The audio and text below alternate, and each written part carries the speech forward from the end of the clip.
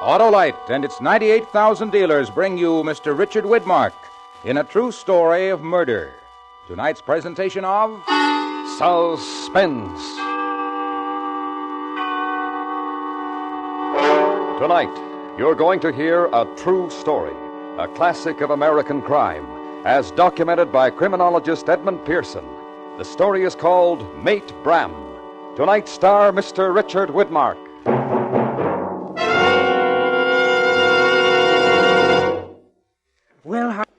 Well, Harlow, tomorrow marks the opening of baseball season. Why, my team's been playing all year, Hap. Oh, what team is that? The Autolite electrical system in every Autolite-equipped car. And that's a real team.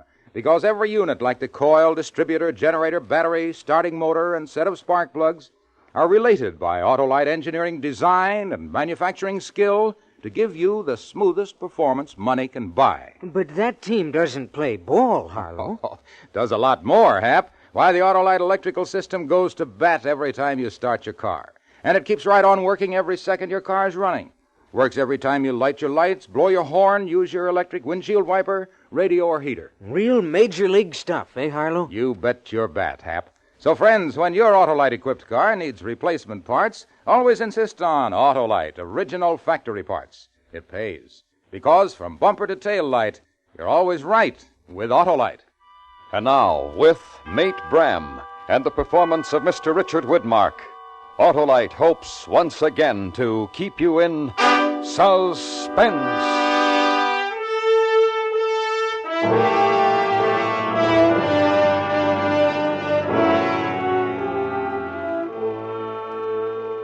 Dear Mr. Cooper, I write to you as my true friend who has given me wise counsel in the past, who knows of my faults and weaknesses, and who also knows my strength.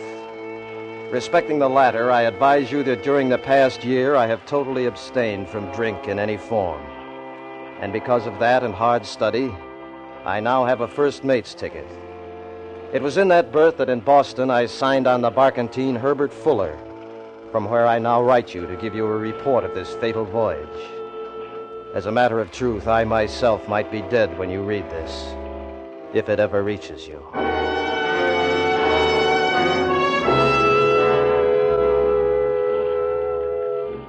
I signed on, the master of the vessel being Charles I. Nash, in the company of the following men, each important to this account. Henry J. Slice, seaman. Aye, aye, sir. Here, Captain. Sign this line, Slice.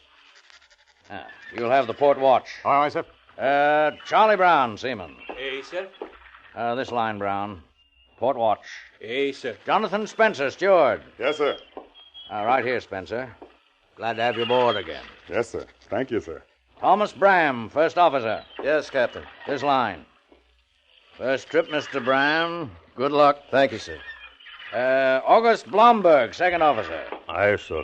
This line, Mr. Blomberg. Aye, sir.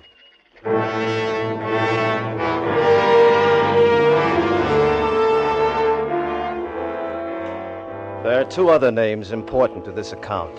Lester H. Monks, who came aboard as a passenger in the interest of his health, as the nature of our voyage was to be tropical. The other name is Laura Nash, wife of Captain Nash. If I had known that this woman was going to sail with us, I never would have signed on. But when I saw her and learned that she was, I didn't sign off, although I could have. I stayed on because she was compelling, with a bold look, and because a man is always a hunter. That same day, still in harbor, when first I saw her, I went to the steward to learn more.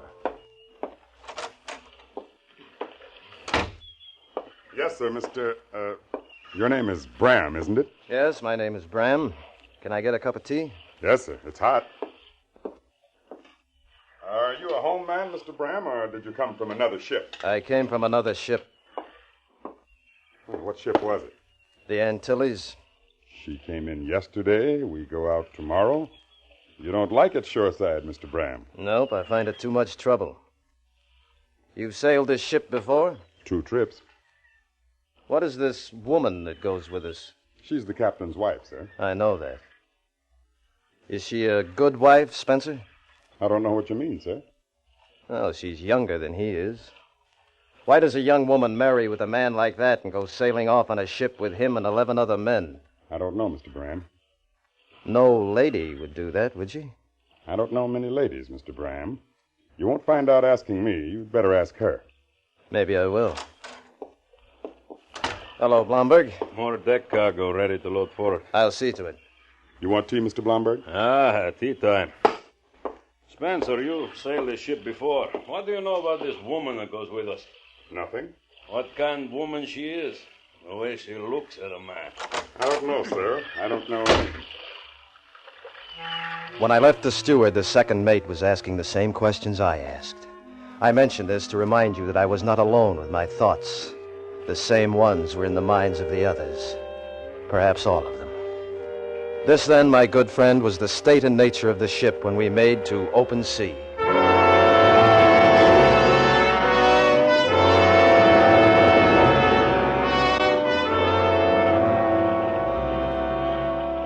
The first day passed in shaking her down, but then evening was upon us, and the woman ate supper in the cabin at the officers' table, which also included the passenger, Mr. Monks.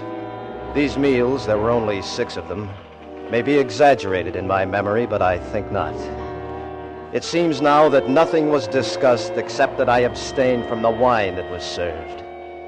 It was difficult because I didn't want to give as my reason for refusal the fact that you know, sir, that I am a slave to drink unless I abstain entirely.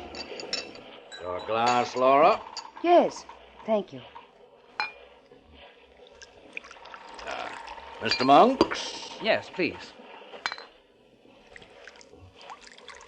Thank you, Captain. Mm-hmm. Mr. Bram? No, sir, I don't want any. Mr. Blomberg? Yeah, I like good wine. Yeah. Are you a religious man, Mr. Bram? No, sir, not overly so. Wondered if that was why you wouldn't have a glass of wine with us. No, I don't care for wine. What you drink then? Rum like the pirates? I don't drink at all. I didn't think that a seafaring man lived that didn't drink, Mr. Bram. Seafaring men are much like any men, Mr. Monk. Some of them drink, some of them don't. Wine with a meal and a good whiskey or brandy at the end of a watch. Nothing can take their place. Is there a reason you don't drink, Mr. Bram? Yes. I don't like to. Have you ever drunk? No, I never have. I don't believe that. I've heard that some men don't drink because they expose their true selves when they do. Do you have a true self that you are hiding? I'm sorry to disappoint you, madam. You are seeing my true self, a man who doesn't drink. Oh, there must be a reason. And I'll find out what it is. That's enough, Laura. You're too forward. Eat your supper.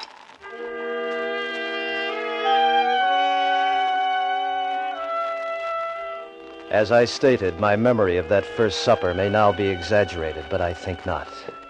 There was more drinking after the meal, but I left, as it was my watch. I know that the second mate stayed with the woman, though, even after Captain Nash had retired to his cot in the chart room. Now, this sleeping arrangement must be explained because it's important. The captain with a cot in the chart room forward in the main house, the woman in the first cabin starboard, the passenger in the second. Across the companionway, I in the first cabin port, Mr. Blomberg in the second. I heard the woman come to her quarters after I'd been relieved. And I think that night, I started dreaming about her and her taunting smile. And with her, I dreamed of being drunk.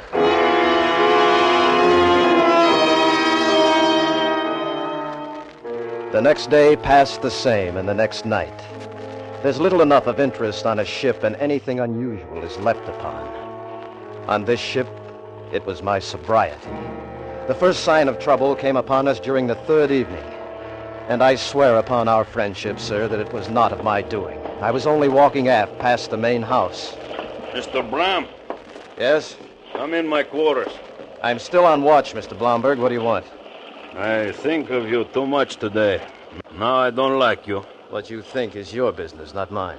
And that I don't like you. It's a man's privilege to like or dislike. You don't care. Well, there'd be nothing for me to do about it if I did. There is something.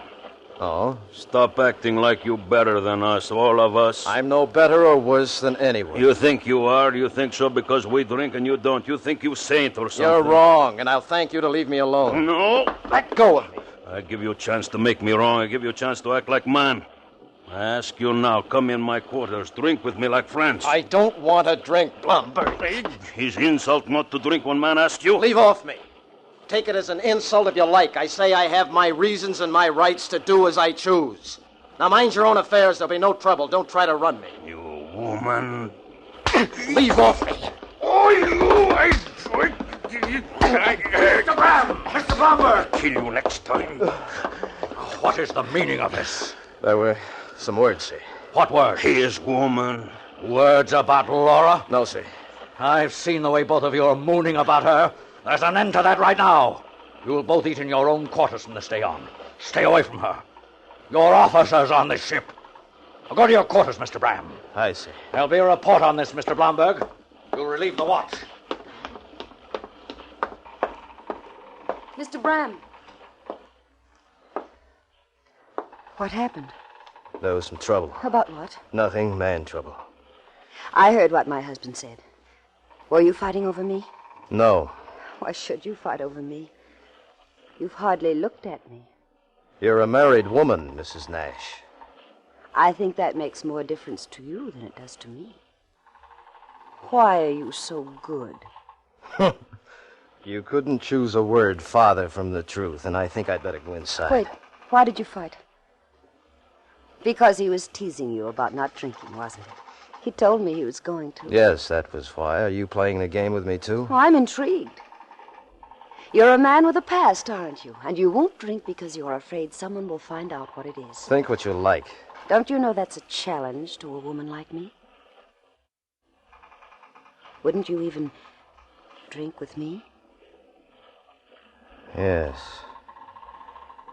Yes, perhaps with you. Is that a promise? No, Mrs. Nash, I promise nothing anymore. I've been ordered to my quarters. I'd better go.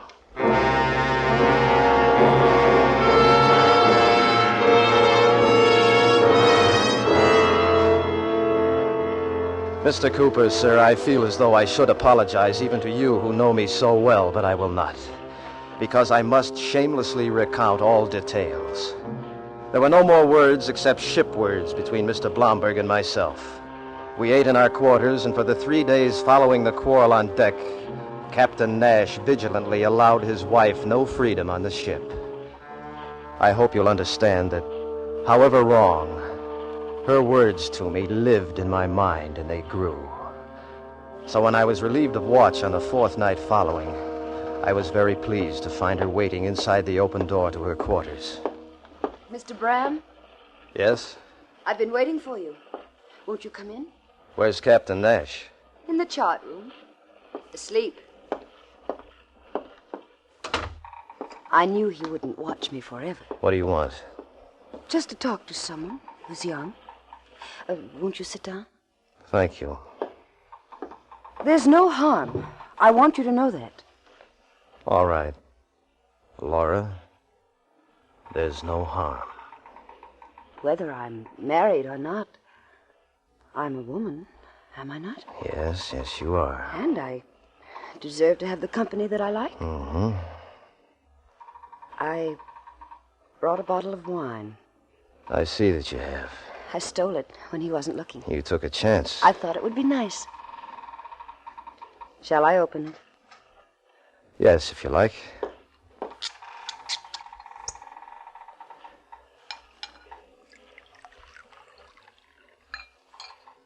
Here you are.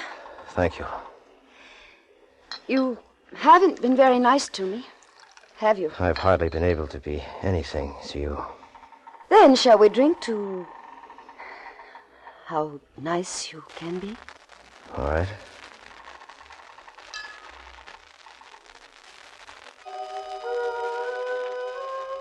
Oh, I drank, my friend, the bottle of wine.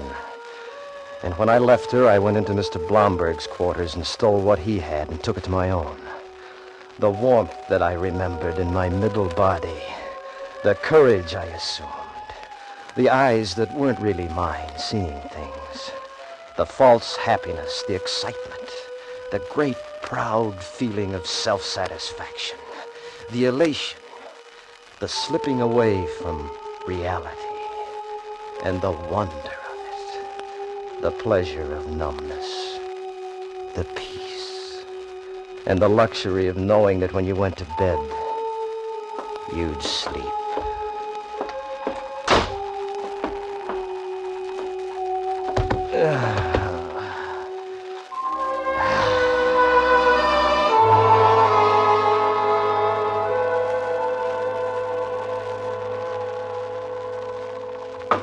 Mr. Bram! Mr. Bram! Mr. Bram! Huh? Mr. Bram! Yeah, just a minute. What is it? What is it? What? What's the matter? What's the matter? There's murder.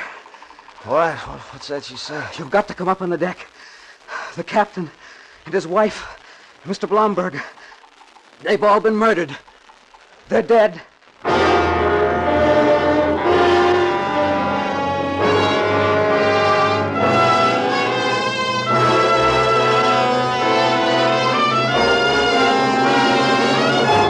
Autolite is bringing you Mr. Richard Widmark in Mate Bram, tonight's production in radio's outstanding theater of thrills, Suspense.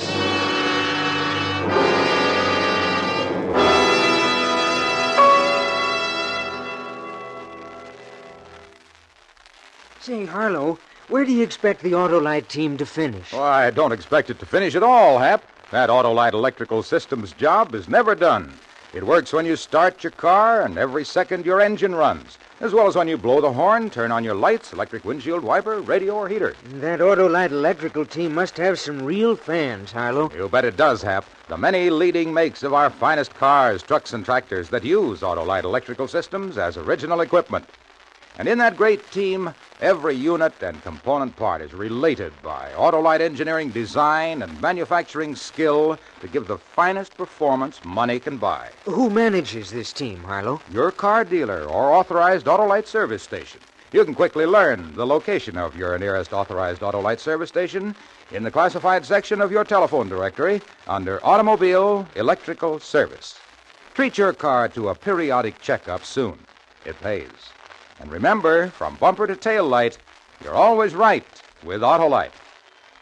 And now, Autolite brings back to our Hollywood soundstage Mr. Richard Widmark in Elliot Lewis's production of Mate Bram, a true story well calculated to keep you in suspense.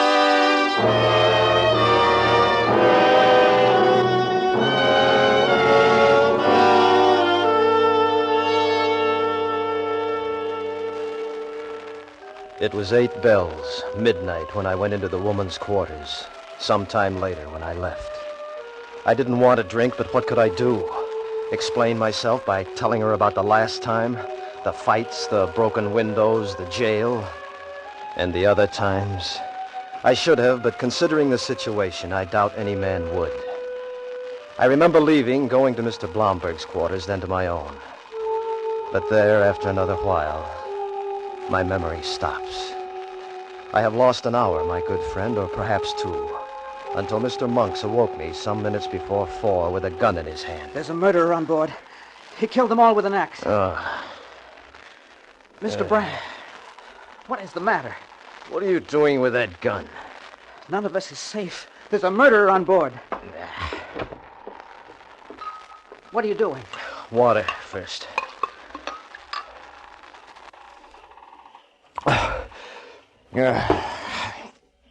You've been drinking, Mr. Bram. Yes, I have. You'll have to sober up. You're in command now. I'm all right. Where are they? Mrs. Nash is in her cabin. I'll show you.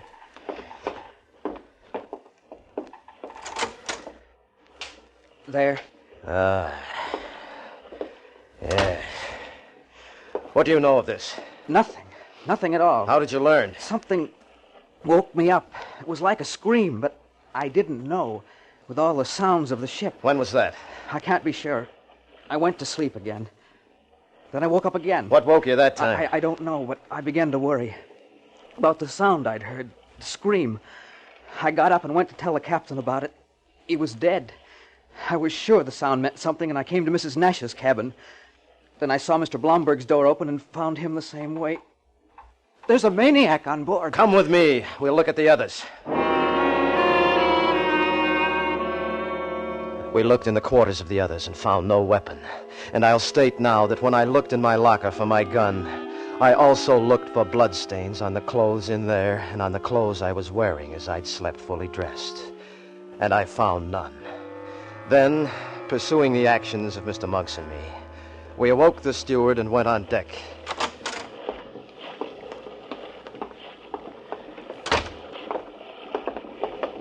Wait. There's the axe. That's the one. That's the one that did it.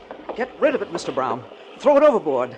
The fiend might use it on us next. No, Mr. Bram. We can't do that, sir. Throw it overboard. That's the weapon. We've got to keep it. By law, we've got to. All right. We'll keep it aboard. It's Slice at the wheel. We'll see what he knows.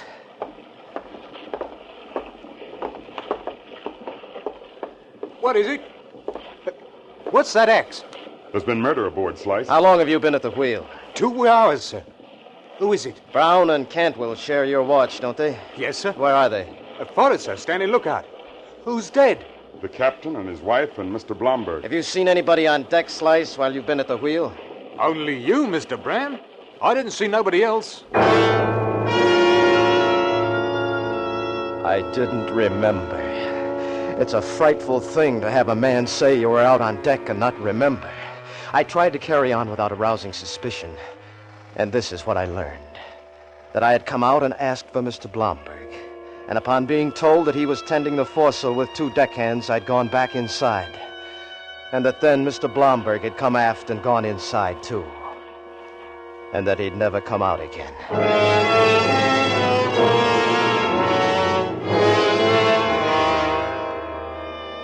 I couldn't help feeling guilty, but on the other hand, I couldn't help heeding my instinct to protect myself.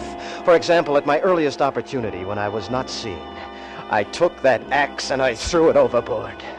But that was wrong. I acted in excitement and fear, and I'm sorry now that I did. When dawn came, I ordered the ship to come about and set her back toward Boston. Soon after this was done, the steward came to me. The crew wants me to talk to you, sir. Yes, what about? They all say they'll be afraid to go to sleep tonight for fear of being murdered in their bunks.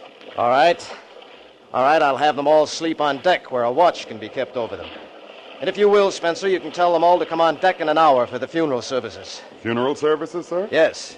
We can't put those people over the side, sir. By law, we've got to take them back. Oh, yes, of course, Spencer, but it's not good to have them on the ship. I mean to put them in the longboat and tow it astern. Now bring them out. And with Captain Nash, bring his Bible. It's open on the table next to his cot. It is, sir?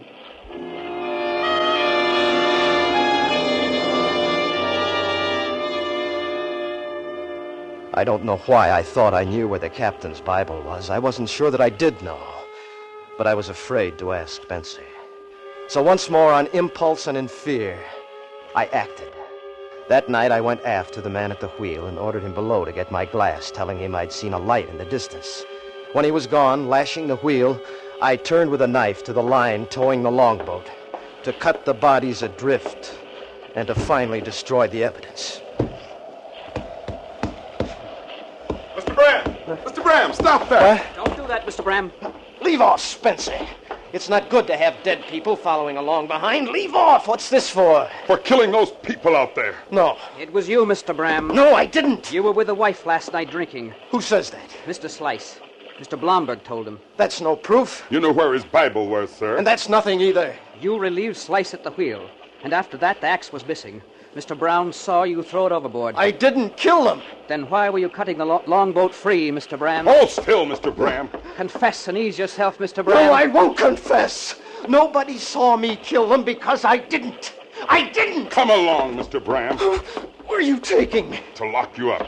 By law, we've got to do it.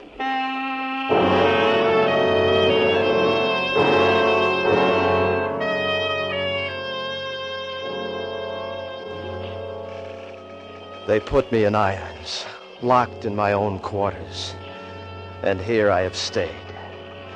There have been no more murders in the 3 days past, which does not stand in favor of another killer being aboard and my being innocent. What I have written, my good friend, is the whole truth, and I beg of you to be my legal counsel when my case comes to trial, as I'm sure it will. In my own mind, I am not convinced that I'm guilty. For one reason, that however violent I've been, I have never killed before.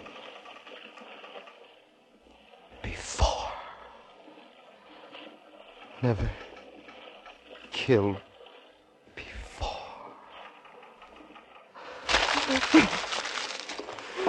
If I could only remember. If I could just remember. Why can't I? Why can't I? Why? Why can't I remember?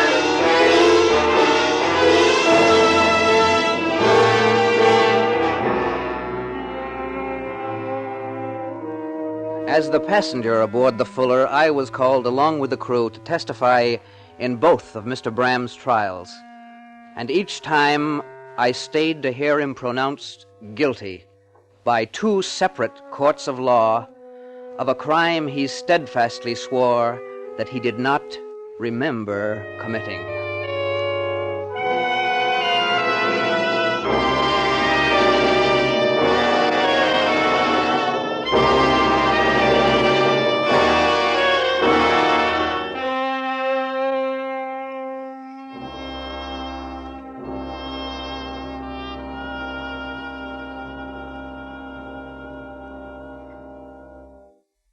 Suspense.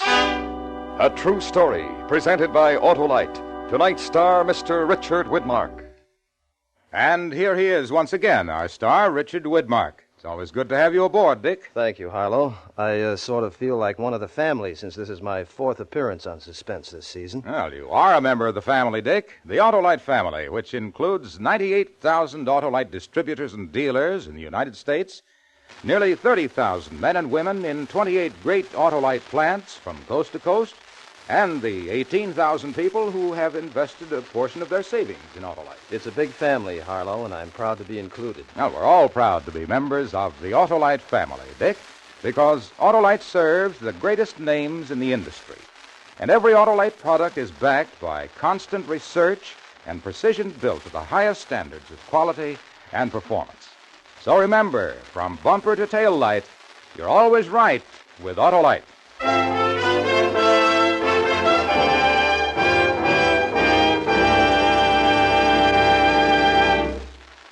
Next week, the dramatic recreation of a race 5 brave men made with death. A true story based on the writings of one of those men. Our star will be Mr. Herbert Marshall. The story is called The Diary of Captain Scott. Presented next week on Suspense.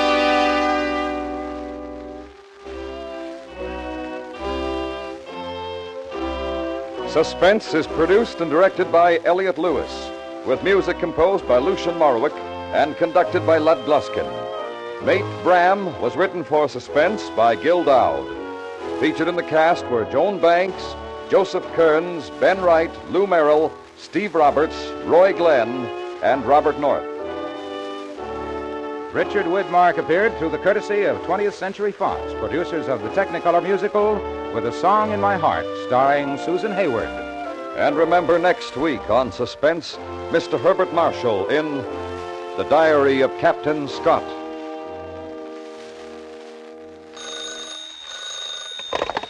You can buy Autolite electrical parts, Autolite Stay-Full batteries, Autolite standard or resistor-type spark plugs at your neighborhood Autolite dealers.